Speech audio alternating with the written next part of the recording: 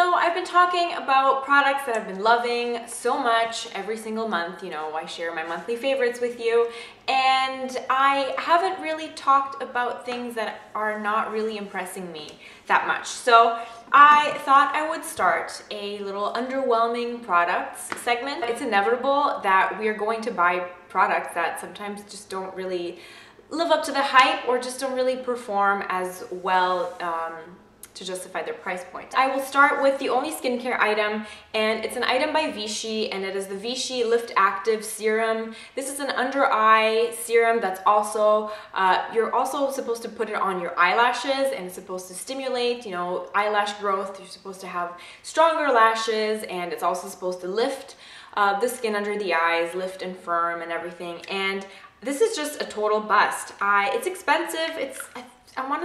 I think it's in between $45 to $50, which isn't exactly cheap for drugstore. But it smells. The number one thing the thing that bothers me about this is that it smells like alcohol, and I don't want something that smells so strongly like alcohol in my eye area. It's not. I don't think that's a good idea. So the smell really bothers me, and the texture is just a very watery, sticky kind of serum, and it leaves a film. It almost looks and feels like, you know, that stuff that snails leave behind.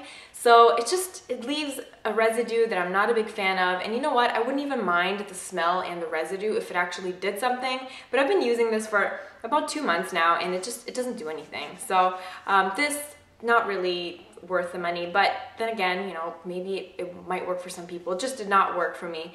So I'm not even sure if I should keep using it really. So I've kind of been leaving it. I'm not sure if I should just throw it out or if I should still, you know, keep trucking along with it.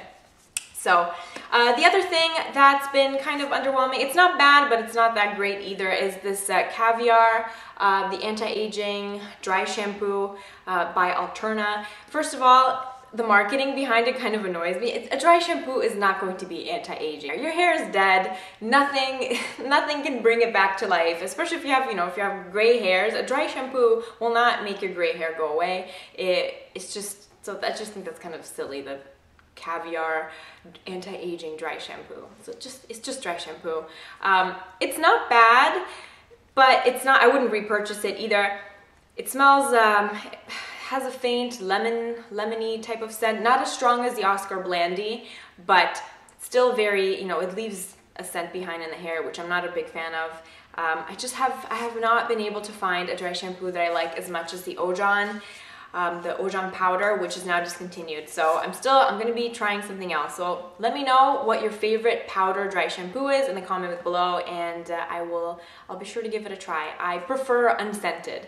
So this was, you know, all right. I would not repurchase it. I still have about a quarter to go. I'm gonna use it up, but I would not buy it again. The next two items are makeup items, and they're both by NARS, which is a shame because NARS is one of my favorite makeup brands. And the first thing is actually something that everybody raves about, and it just doesn't work for me. And it's the NARS Pro Prime, the eyeshadow primer. It's really nice because it does not leave, it doesn't leave a residue. It evens out the actual texture of your eyelids, and eyeshadows look really good afterwards, like when I put them on right after, but it does not prevent creasing for me. I use eyeshadow primer to stop eyeshadow from creasing because I do have oily skin, I have oily eyelids, and it does not prevent eyeshadows from creasing. So once I use this up, I will go back to Urban Decay Primer Potion, which is the best eyeshadow primer for my particular concerns. So I'm just gonna go back to that because that was bulletproof, it seems. I would, even when I would fall asleep with my eyeshadow on, which, you know, you should never do, but sometimes it happens, I would wake up and my eyeshadow would be perfect. I would have the most beautiful smoky eye. Anyway, this did not work for me, unfortunately, but you know, if you have normal to dry eyelids, I think this is a great, it's a great primer because it does make the texture of your eyelids really smooth, and it helps eyeshadows blend a lot easier. The other thing that I'm not very impressed by is the NARS Powder Foundation, and I have the shade Santa Fe, and it's the same shade that I was when I used to use the Sheer Glow Foundation, and this is what the powder looks like. It's a pretty thick compact, and it has a slot for a sponge down here. This is an okay powder. What I like about it is that it does not oxidize. I have I have problems with foundations oxidizing on me. A lot of the times they dry a lot darker, and this does not oxidize on my skin. The color stays the same throughout the day. It's a very finely milled powder, very buildable. You can build up the coverage, but it does not have oil control at all. And to me, if you have a powder foundation, usually people with oily skins tend to use powder foundation. So if you have a powder foundation that doesn't really do much in terms of oil control, kind of defeats the purpose. So I've been using it just kind of as a touch-up powder throughout the day. It's good for that, but it has zero oil control, and it was really expensive. I bought this on a whim. I was in Toronto, and with tax, it came to like $70, between $60 and $70, which is obscene. I know that in Canada, NARS is more expensive than the United States, but to spend $70 on this, it's not worth $70.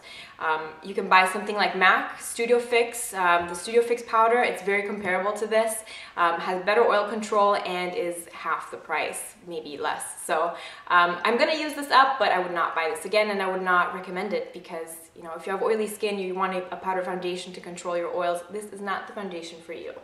So, last but not least, by Orbe. I love Orbe products. I am obsessed with the dry texturizing spray and the thickening dry spray. I'm also a big fan of their foundation mist.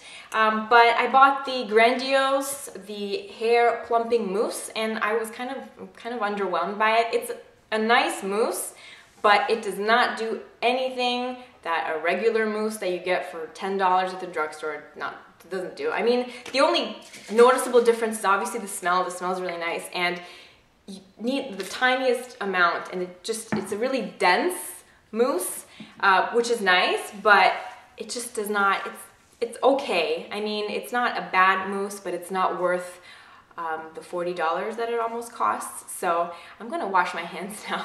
They smell really good, but hang on one second. All right, so thank you so much for watching, and I'll see you next time. Bye.